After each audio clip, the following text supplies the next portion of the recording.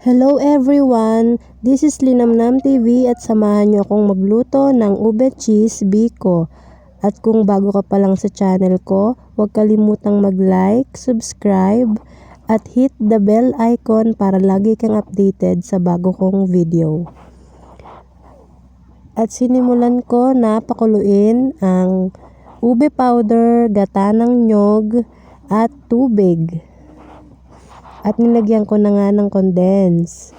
Pwedeng hindi lagyan ng condense. Nasa sa inyo kung gusto nyo ng mas matamis or ayaw nyo ng sobrang tamis. At haluin na muna. Pagkatapos ay hinugasan ko na yung malatkit na bigas at inilagay ko na. Then haluin ulit.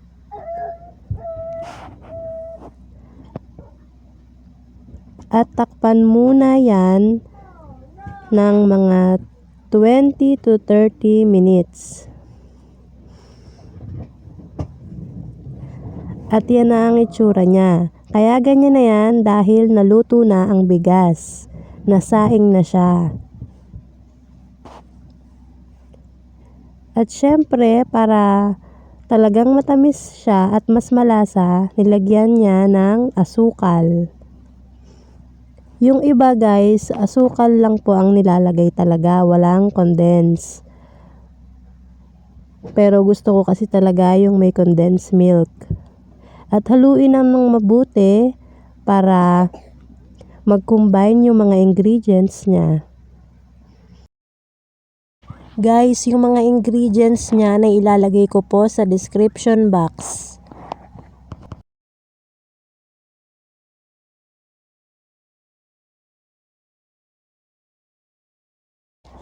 Halo lang ng halo hanggang sa kumunat at hayaan lang sa kalan ng ilang minuto.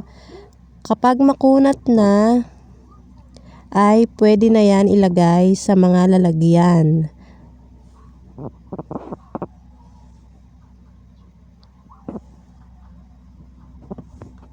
At nilagay ko na nga sa mga lalagyan, Tupperware at tray.